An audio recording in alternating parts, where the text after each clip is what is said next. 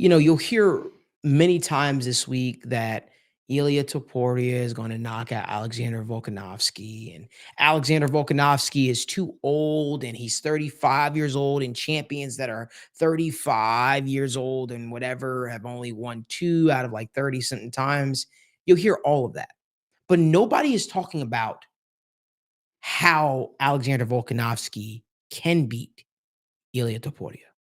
All we've heard is Ilia's power, Ilia's wrestling, his grappling, Ilia's pace, his pressure. It's going to be too much for Volkanovski. I've been included in saying that. But I also just want to present to you guys a different story. How I see Alexander Volkanovski winning this fight is being able to break Ilia down over the course of 2 rounds.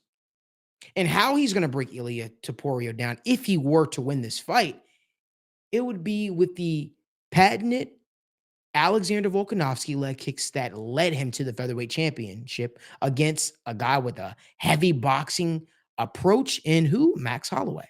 That's what got him to the dance. He took the wheels out of Max Holloway's tires, got him overthinking a little bit, was able to hit some shots up top, and won over the course of 5 rounds. Now, I know Volkanovski's going into this fight telling everybody, hey, I'm going to knock Ilia out in the first round, I think he said, or maybe even second round, he said. I don't buy that. I don't believe that either.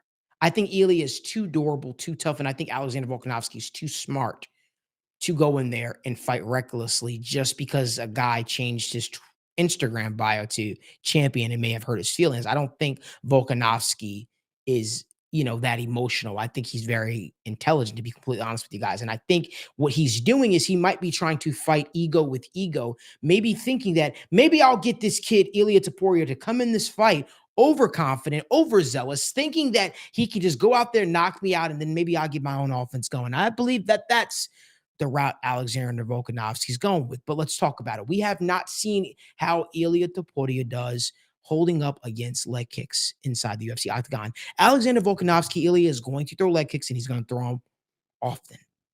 How you respond, meaning what you do when he throws said leg kick, is going to determine the course of this fight. This will determine if you're going to be a first-time UFC featherweight champion on your first try, or if you'll be left in his wake. Because those leg kicks will be able to set up Alexander Volkanovski's offense and him being able to overwhelm Ilia Topuria and be able to look crisp and clean on the judge's scorecard. Ilia Topuria's mentality should be to not make it look pretty. If it's a pretty fight, more than likely Alexander Volkanovski wins this fight. And it's because Ilia's offense was never able to get going.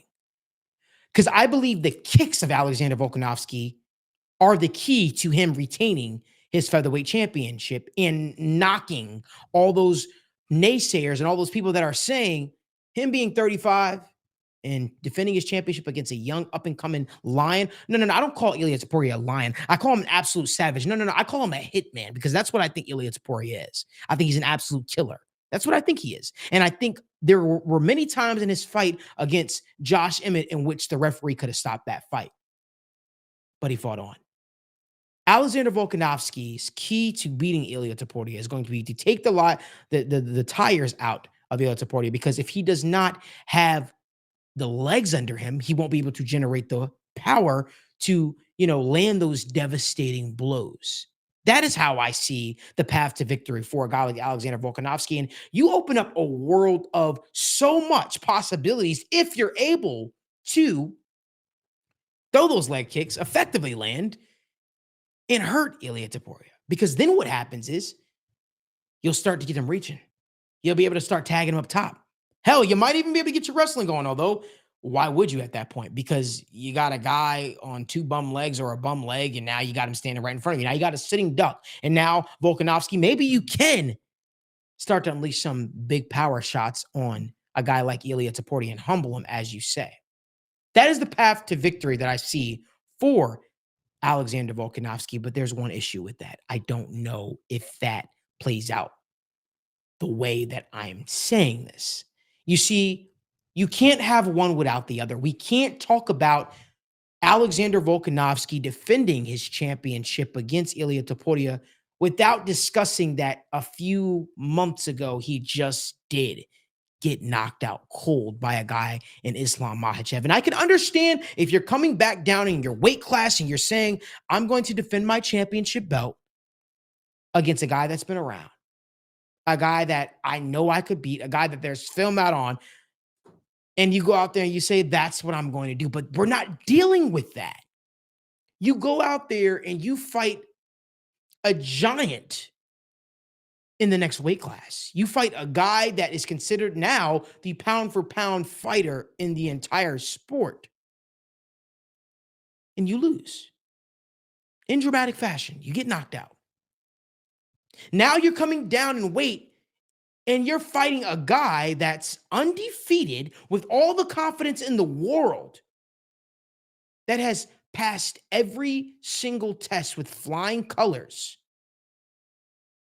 You're fighting the best that your weight class now has to offer. A guy that many people probably didn't even know who the hell he was. I knew who he was, and I said he'd be in the spot. You're fighting the best of the best. I commend Volk for taking this fight because this fight is dangerous. And I love the tweet that Tommy Aspinall put out where he says, I love Volk. I'm the biggest Volk fan, but I got to be honest with you. This scares the hell out of me. And it scares the hell out of me too, for the man's well-being. I believe in my heart this is far too much too soon.